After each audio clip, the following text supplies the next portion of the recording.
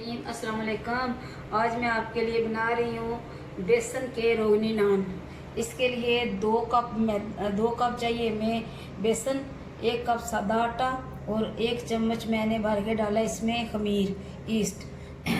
उसके बाद ये मैंने चटनी बना ली है। इसमें हरी मिर्ची डाली मैंने, प्याज, सब्ज़ धनिया। उसके बाद उसमें मैंने साबुत धनिया डाला है, हरा धनिया भी डाला है और साबुत खुशक धनिया भी डाला है। उसके बाद मैंने सफ़ेद ज़ीरा, अनारदाना, हरी मिर्चें, हरा धनिया ये डाल के मैंने चटनी बना ली है और सरफ मिर्च भी मैंने डाली है, उसकी चटनी बना ली है। और इसके साथ ये 1 चम्मच चीनी और हस्बे जायका नमक और आधी प्याली दूध इसमें इस्तेमाल करेंगे। अभी मैं इसमें चीनी और नमक डालूंगी और इसको दूध के साथ हम गूंद लेंगे। बिस्मिल्लाह।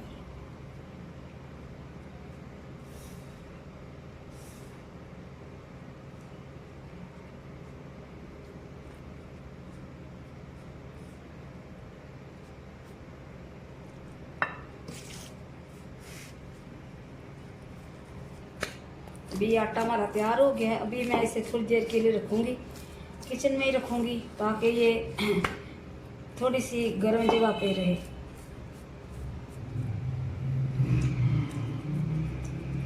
थोड़ा सा पानी भी लगा लें तो कोई हर्ज नहीं। अभी इसे तकरीबन मैं 10 मिनट तक रखूँगी ताकि जो खमीर डाला है उसका असर हो।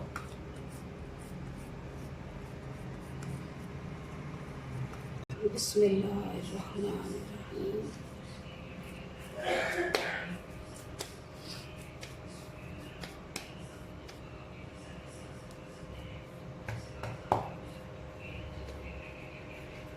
मैं ऐसे रोटी की तरह भी बेलूँगी। इसके बाद इसमें हम रखेंगे वो जो चटनी मैंने बनाई है वो।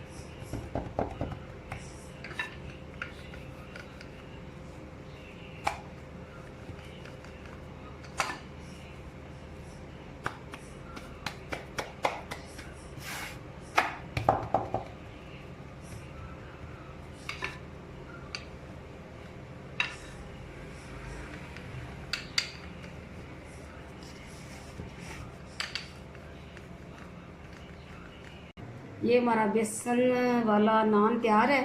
अभी मैं इसे रखने लगी हूँ ओवन में तकरीबन 20-25 मिनट तक। इसके नीचे भी मैंने घी लगाया और ऊपर भी मैंने घी लगा दिया।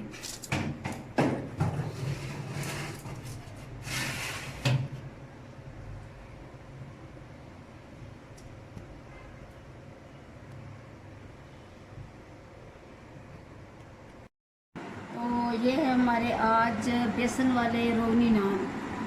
आप भी पकाएं, इनको खाएं और मेरे चैनल को सब्सक्राइब करें और मुझे कमेंट्स में बताएं कि ये रोगनी नान कैसे बने हैं। इसके साथ ही खुदा हाफिज़।